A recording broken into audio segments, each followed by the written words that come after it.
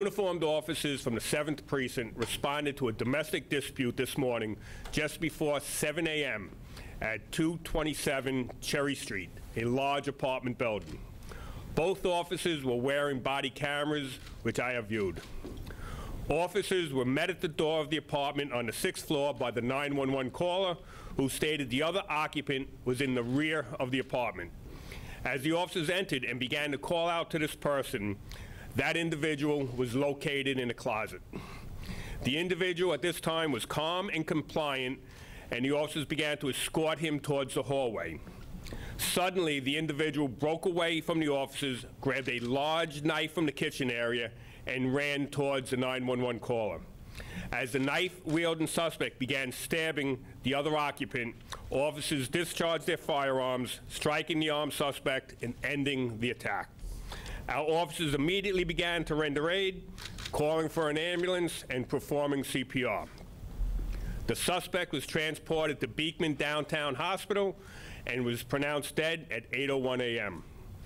The victim was taken to an area hospital and has been being treated for slash wounds to the right side of his face and left shoulder, as well as a puncture wound towards the right shoulder. This victim is in stable condition and is not likely to die. Our preliminary investigation shows there is a history of domestic violence between these two individuals, and there is a recently issued valid order of protection in place against the deceased individual. The investigation is ongoing, and we will share further details when they become available. Open for questions. Do you know how many shots were fired? It appears there were 5 shots fired at this time. Can you tell us more about the identities there? Are we talking about 2 men, a woman, a man? 2 males in a domestic relationship.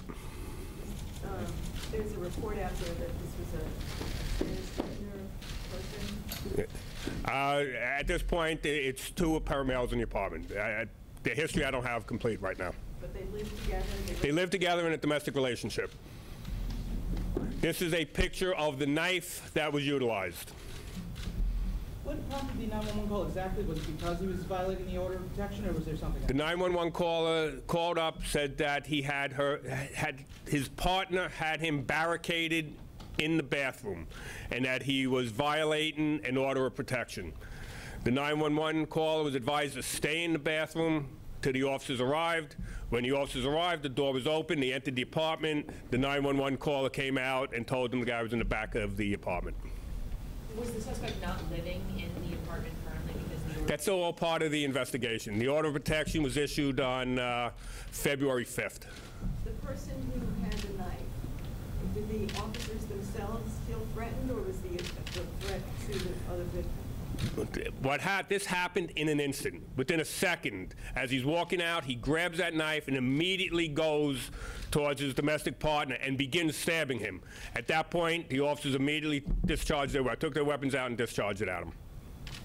How are the officers? The officers are fine. They were taken to Beth Israel for observation, and they're being released. What warranted the February 5th order of protection? Was there, what incident prompted? There was the deceased individual had assaulted our 911 caller back in December at a location in the Bronx. And both officers fired, how many officers altogether? Two officers on the scene. One fired 3 rounds, the other fired 2. And the age of the dead person? We'll get that to you. I'm not sure. I don't have it on me. Any word on if the body cam video will be released? Under 50A, it cannot be released under the court, not even just for the injunction from the courts. We can't release the body cam video. And age of the victim? That's, I don't have that on you. Okay, we'll get that to you. But the cameras were rolling? We're rolling before they got into the apartment. It captured the entire incident. And it captures the officers doing the CPR, doing everything they could to try and save this individual's life. Last call, guys. The photo, is that, can you give us a... We're going to get you, DCPI will get you, email you the exact photo. We'll get it all to you. And do you know how big it was? It was a large knife, like a butcher knife that you'd have. That's almost, well, not actual size, but close. Where the individual was shot? He was hit in the torso. Okay? All right, thank you very much. Thank you.